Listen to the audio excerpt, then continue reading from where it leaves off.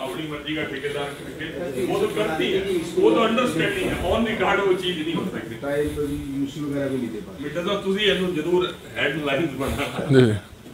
ठीक है। तस्वीरें देख सकते हैं, करनाल लोकसभा सीट से सांसद आज काफी देर जो है अधिकारियों से यहाँ पर बातचीत करते हुए नजर आ रहे हैं। किन किन मुद्दों पर बातचीत हुई है उनसे बातचीत करना चाहेंगे। क्या कुछ कहना चाहेंगे सर? आज काफी देर अधिकारियों के साथ बातचीत रही, किन किन? नहीं, ये मैं दिशा की बैठक है और 3 महीने में एक बार होती है, कई बार डिले भी होती है और नेक्स्ट टाइम की जल्दी भी होगी। और काफी एजेंडे थे, अलग अलग वेरियस डिपार्टमेंट्स के थे। जो टारगेट्स थे उन्होंने कहाँ तक कंप्लीट किए, उसमें नए सुझाव भी जुड़ते हैं। पिछली मीटिंग के भी सुझाव मिनट्स में आए हुए थे, तो बड़ी फ्रूटफुल मीटिंग रही, बड़े अच्छे माहौल में बैठक हुई। बड़ा कंस्ट्रक्टिव काम जो पिछली बार भी मीटिंग में इनके जिम्मे लगाया था, लगभग सब ने पूरा प्रयास करके उसको पूरा करना। परेशानी बहुत बड़ी है, करनाल जिले में एक तहसीलदार है। ये लास्ट में ये विषय आया, मुझे नहीं पता आप खड़े थे अंदर नहीं खड़े थे, मैंने ये विषय लिया है और मैंने बोला है उनको। एक नीलोखेड़ी के तहसीलदार अभी बाहर में आया तो लोग रजिस्ट्री कराने के लिए दिक्कत में खड़े थे, उन्होंने मुझे बताया, तो उन्होंने कहा भी एक निशानदेही के लिए गए हुए थे। ये था, उन्होंने मेरा डी साहब से मैं पूरी बात कर लूं मिर्जा साहब, एक बार पूरी बात कर लूं, एक बार पूरी बात कर लूं, आप मेरा पूरा आपके सवाल का पूरा जवाब आ जाए तो आप नेक्स्ट। तो मैंने उनको कहा कि ये प्रॉपर वे नहीं है और तो अभी उन्होंने कहा कि नायब तहसीलदार की ड्यूटी लगा दी, वो भी छुट्टी पे थे। लेकिन कोई ना कोई, मैंने कहा डिस्ट्रिक्ट हेडक्वार्टर पर, क्योंकि मैक्सिमम यहाँ पर तहसील के अंदर काम रहता है, कोई ना कोई रहना चाहिए। ये भी लास्ट में मैंने बात की। 2 तहसीलदारों की गिरफ्तारी हुई और एक तहसीलदार नौकरी छोड़ गए, उसके बाद विजिलेंस के डर से कोई नौकरी नहीं करना चाहता। हाँ, तो ये प्रेशर तो रहना ही चाहिए, ये करप्ट आदमी को तो ये प्रेशर रहना ही चाहिए। 6 महीने से लोग परेशान हो रहे हैं। नहीं, वो अलग बात है, लेकिन ये लोग करप्शन से भी परेशान थे। अब मीडिया के लोग, हम लगातार करप्शन के इश्यूज उठाते थे, परेशान थे। थोड़ा सा ये जिसको कहते हैं ट्रांसफॉर्मेशन वाला पीरियड है, लोगों ने इसको करप्शन को अपना एकाधिकार मान लिया था, कोई डर भय उस बात का कम था, तो डर भय पैदा हुआ है, तो उसमें आप लोगों को मदद, उसमें आपको उसको लेके आपको मदद करनी चाहिए, ये अवेयरनेस करनी चाहिए।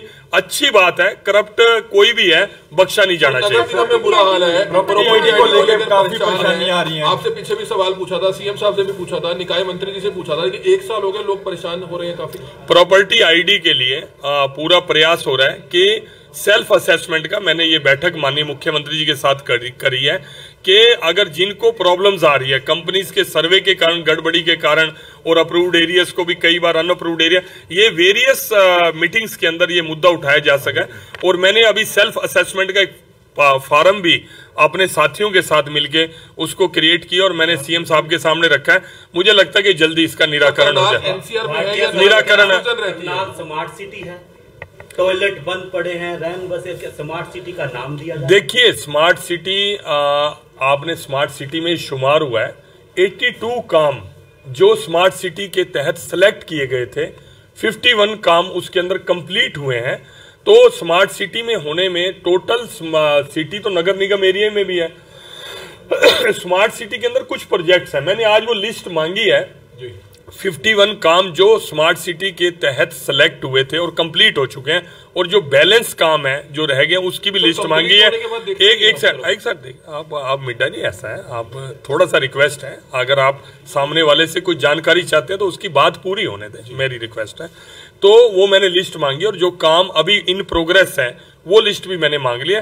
स्मार्ट सिटी में जो प्रोजेक्ट लिए गए उनकी स्थिति क्या है, असली आप सब लोगों की टीम को साथ ले जाके उसकी जानकारी लेने का काम है, वो करेंगे। हरियाणा में जो है राहुल गांधी की भारत जोड़ो यात्रा शुरू है, केंद्रीय मंत्री ने पत्र जारी किया है, कोविड को लेकर नया वेरिएंट जो आया है उसको लेकर चिंताएं जताई। देखिए, तो ओवरऑल वर्ल्ड में जो घटनाएं घट रही है उसको लेकर कोई ये हरियाणा में यात्रा हुई है उसके कारण तो ये हुआ नहीं।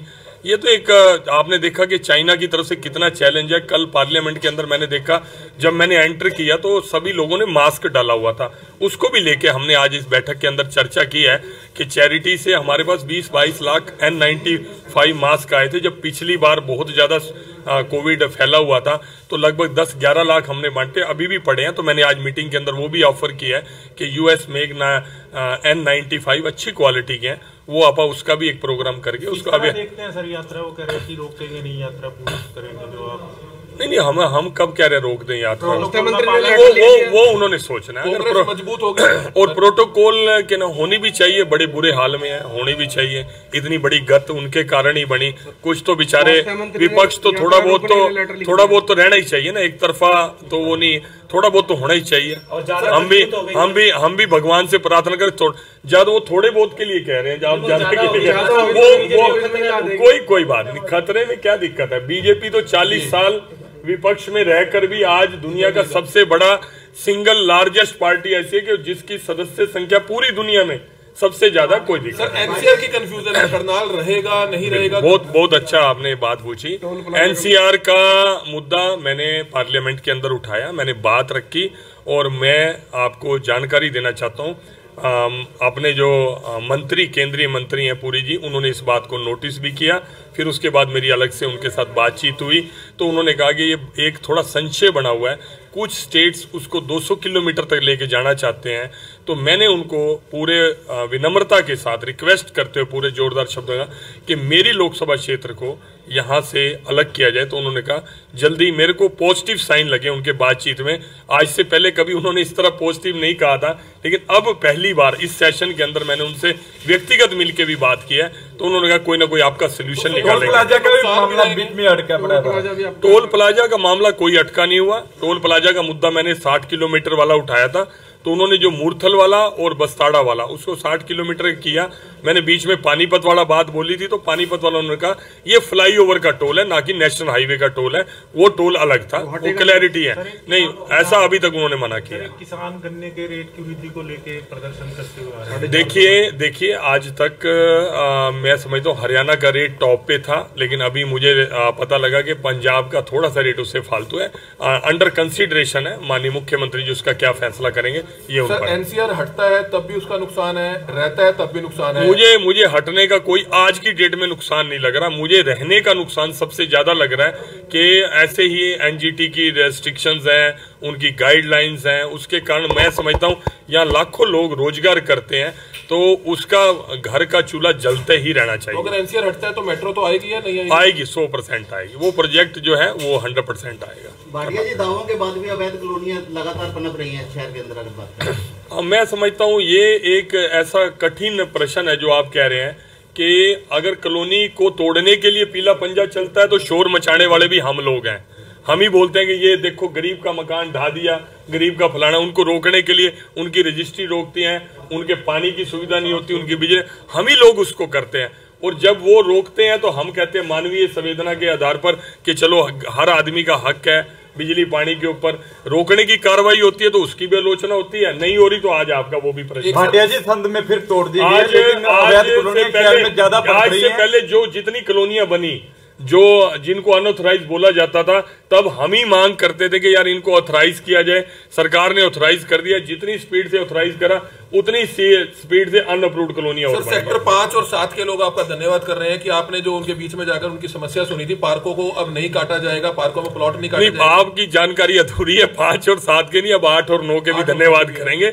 मैंने वो भी मैटर टेकअप करा। माननीय मुख्यमंत्री जी का मैं धन्यवाद करूंगा कि उन्होंने एक फोन कॉल के ऊपर रात को 11:30 बजे, अभी परसों 8 का मैटर मेरे पास आया तो मैं चंडीगढ़ उनके साथ बैठा, 12:30 बजे मीटिंग थी, तो 11:30 बजे मैंने ये विषय लिया। मैंने रात को अजीत बाला जोशी जी को फोन किया 11:30 बजे, नो रिप्लाई किया। मैंने साहब को रिक्वेस्ट करी, मैं उनके पास बैठा था, उन्होंने अपनी लैंडलाइन से फोन मिलाया, वो सो चुके थे और बाय चांस वो नींद में से उठे और उन्होंने दोबारा मेरे को फोन किया और मैंने उनको फिर रिक्वेस्ट 8 वाली करी, वो भी रोक दी गई ऑप्शन। और मैं समझता हूं मैंने उनको कहा एक बार फिजिकल वेरिफिकेशन करें, क्योंकि उनके पास जो रिपोर्ट थी उनको पार्कों की रिपोर्ट अजीत बाला जोशी जी को नहीं थी। लेकिन मैंने कहा आप टीम गठित करें, तो उन्होंने मेरे को कहा मैं डीसी साहब के जिम्मे लगाऊंगा, मौके पे जाकर वो वेरीफाई करेंगे। अगर पार्क डेवलप हो चुके हैं, हुड्डा का पैसा लग चुका है, जब भले ही ऊपर से हाई टेंशन वायर हट चुकी है तो उसको पार्क ही रहने देना चाहिए। मैंने ये आग्रह किया, सीएम साहब ने उनको अभी तक देखो कल को वेरिफिकेशन, ग्राउंड वेरिफिकेशन क्या आती है, रिकॉर्ड में क्या आती है, उसके ऊपर उन्होंने अभी फिलहाल उसको रोका। एक आखिरी सवाल आपसे सर, करनाल अधिकारियों से आप मीटिंग कर रहे हैं, एक उनकी सवाल पूछेंगे कि करनाल में स्मार्ट सिटी और नगर निगम ने काफी वॉशरूम बनाए हैं, टॉयलेट्स बनाए हैं। हमने परसों दौरा किया था, सभी के सभी बंद है। मैंने ये विषय पिछली मीटिंग में लिया था, उसके ऊपर काम हुआ। मैंने क्योंकि एक कंट्रैक्टर था, वो कंट्रैक्टर उसका काम पूरा होने, आज उन्होंने मुझे बताया कि अब अपने कर्मचारियों से हम उनकी स्वच्छता का काम देख रहे हैं। मैंने आज की मीटिंग में ही निर्णय लिया कि जितनी ये सामाजिक संस्थाएं हैं, शॉपकीपर एसोसिएशन है, ट्रेडर एसोसिएशन है, उनको वॉलंटरी वेलकम करें और उनको बुलाएं कि ये शौचालय आप इसके ऊपर अपना होर्डिंग लगा लें, बैनर लगा लें, अपनी संस्था का जो है इंस्टीट्यूशन है उसका आप प्रचार करें। बदले में एक सफाई कर्मचारी को डे टू डे मॉनिटर करें। 100 50 रुपए अगर हर दुकानदार इकट्ठा करके भी ये स्वच्छता का रखेगा, पब्लिक पार्टिसिपेशन रहेगी, तो मैं समझता हूँ स्वच्छता ज्यादा अच्छे से आगे बढ़े तो ना उस चीज नहीं बढ़े। उन्होंने कहा बड़े कंडम हो गए नहीं, उन्होंने बड़े हैं, उन्होंने मेरे को कॉरेस्पॉन्डेंस भी दिखाई है अंदर मीटिंग के अंदर। रचनात्मक काम है। करनाल की जनता का एक बड़ा सवाल ये है कि जो कॉलोनी में प्लॉट लिए हुए हैं वो 15-15 साल से वो मतलब पैसा उन्होंने दे दिया है, फुल फाइनल पेमेंट पर ले लिया है, वो ना तो लोन ले सकते। वैसे तो मेरे को ये चाहते हैं कि थोड़ी फीस ले ले। मेरे लिए बड़ा वैसे सुखद है, अभी थोड़ी देर पहले जो आपने प्रश्न पूछा अवैध कॉलोनी का, अभी उसके कंट्रास्ट क्वेश्चन पूछा है आपने। वो इसीलिए जो रोका गया, उनकी रजिस्ट्रियां रोकते करते हैं अभी ताकि एनकरेजमेंट ना मिले अवैध कॉलोनियों को। अभी आपका पहला प्रश्न था कि अवैध कॉलोनियां काटी जा रही हैं, उसको डिस्करेज करने के लिए अरे नहीं, ये भी नहीं है, थोड़े टाइम बाद ये पुरानी हो जाएंगी, अगली नहीं हो जाएंगी। अभी आपने जो कहा कि उसको डिस्करेज करने के लिए रजिस्ट्रियां रोकी जाती हैं, लेकिन जब ये अभी आपने कहा, अभी दूसरा प्रश्न आ गया, तो अभी ये तो समाज के नाते से डिसाइड करना पड़ता है टाइम टू टाइम, क्योंकि हमें भी लगता है गरीब आदमी एक अनअवेयर है। हम बार बार यही करते हैं कि अवैध कॉलोनी में, जब ऑथोराइज कॉलोनियों में भी प्लाट सस्ते हैं तो अनऑथोराइज में प्लाट महंगे लेने की क्या जरूरत है, झगड़े का क्या जरूरत। कांग्रेस ही कह रहे हैं कि राहुल गांधी की भारत जोड़ो यात्रा खत्म होगी और उसके बाद वो पीएम बनेंगे, तो बड़ी उनको अच्छी बात है, सपने देखने का सबका राइट है, तो अच्छी बात है, कोई बुरी बात थोड़ी है, और चाहिए भी सही उनको, कोई आप मना थोड़ी करें हम। क्या चाहिए उनको? तो चाहिए राहुल गांधी को कैंडिडेट बनाए, हमें कोई दिक्कत नहीं है। राहुल गांधी जब तक कैंडिडेट रहेंगे कोई दिक्कत वाली बात नहीं है। खाता नहीं खुलेगा ये तो आपको खुद को ही पता है। मैंने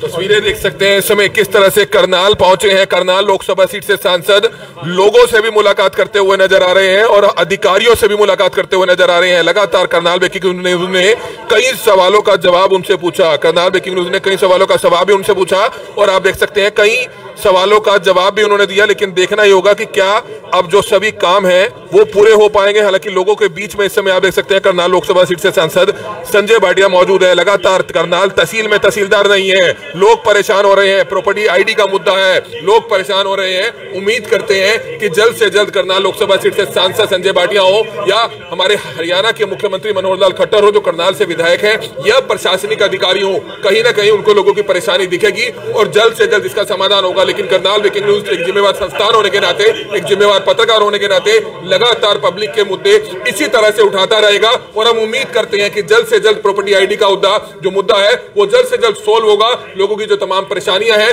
वो समाप्त होगी और करनाल में जो तहसीलदार और नायब तहसीलदारों की जो कमी है जिसके चलते लोग बहुत परेशान होते हैं वो भी जल्द से जल्द कहीं ना कहीं ठीक हो पाएगी। हमारी आप लोगों से अपील रहेगी कि जो भी लोग इस वीडियो को देखें, इस वीडियो को ज्यादा से ज्यादा जरूर शेयर कीजिएगा। कमल बेटा, करनाल ब्रेकिंग न्यूज, करनाल।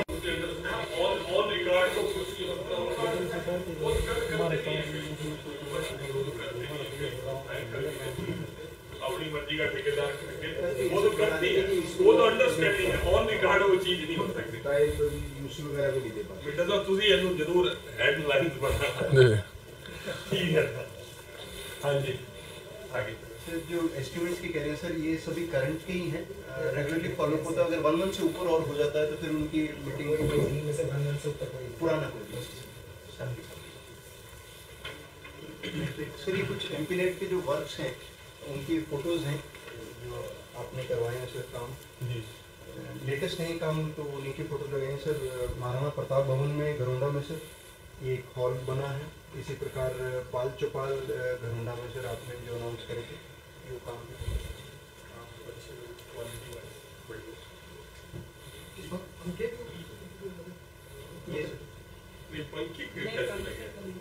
ये जैसे हॉल बना, इलेक्ट्रिक का भी काम मिले थे सर इसमें।